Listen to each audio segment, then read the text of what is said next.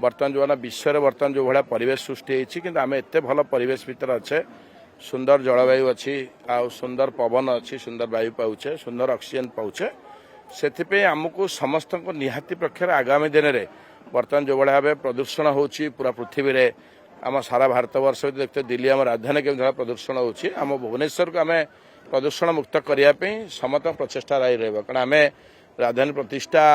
आज 78तम पहुँचला आम समस्त पाखे जमी जहाँ जहाँ आवश्यकता अच्छी सब लोक मान कारण स्वाधीनतार 78तम है आमर स्वतंत्र प्रदेश ओडिशा 90 वर्ष होगा तेणुक आमको समस्त पाखे आमको जी आम्यूनिटीज अच्छी से आम्यूनिटीज के पहुँचो एवं लोक मानकर आहरी लोक मान निजर केमती हो पारे ताको आपणा नहीं समस्ते मिसिकी आहरी कार्यक्रम आमको द्रुत गति करा पड़े और समस्ते आम दिन राति अहर 365 दिन प्रत्येक दिन आमर प्रत्येक लेवल सेमती नबान जाए मुझे विधायक अच्छी बोल नुहे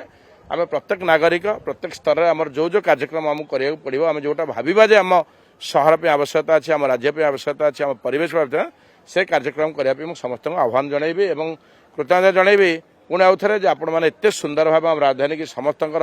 संकल्प रही समस्त परिकल्पना रही समस्त सहयोग रही आम सुंदर राजधानी गढ़ समस्त बहुत बहुत शुभेच्छा बहुत धन्यवाद सुनिश्चित रूपे कारण आज तो राजधानी प्रतिष्ठा दिवस मान्यर आम देखते बाचस्पति महोदय कहते एत सुंदर राजधानी भितर आम गोटे अंतर्जातीय विमान बंदर अच्छी मेट्रो रेलवे अच्छी इंटरनेशनल रेलवे ये भित्तिप्रस्तर जो होती कार्यक्रम पे से आह्वान देती एवं अन्य गमनागमन बर्तमान देखते सबुठ बड़ समस्या हो ट्राफिक समस्या आम जदि भुवनेश्वर कौन गोटे डेस्टिनी की बाहर जावाई ताल आमको मिनिमम गोटे घंटा 1.5 घंटा 2 घंटा कारण सब टाइम टेबल विघ्न हो जाए संध्या बेला समय एत ट्राफिक हजार्ड हो जड़े भी बाहर बेलू गोटे मेडिकल हो कि गोटे कौन कह गोटे अकेजन में पहुंचा को समय मान तेणुक आमको निहाती पे एथर कौन राजनैतिक उद्देश्य रखा ना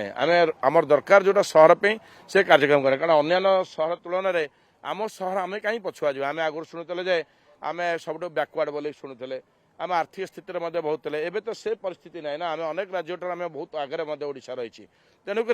से सब ये आमको निहाती कम ब्रॉडनेस रहा सब उच्च मन रुच्च आशा रुच्च आकांक्षा रे सबको लेकर मानसिकतार परिवर्तन कर अनुरोध करी पुणी आउ थे बर्तमान राज्य सरकार जे मेट्रो रेल प्रकल्प को आम त्वरान्वित भाव से कार्यक्रम करवा जदि दरकार पड़े आवश्यकता आम जेकोसी दिग को बढ़े पार आम प्रथम श्री जगन्नाथ आड़ू कटक पुणी पुरी आड़ हो तापर आप खोर्धा हो सब जिला को हो कारण समस्त आशा आकांक्षा अच्छी आम जेकोसी गंतव्यस्थल को जीवु आमको निहाती पक्षर आमको टाइम टेबुल आवश्यकता रही से टाइम टेबुल न हो पार ए सहर अभिवृद्धि परिकल्पना ओडिशा राज्यर परिकल्पना जो रही 10 वर्ष बेलू जो संपूर्ण ओडिशा करे ता संभवपर हेब ना।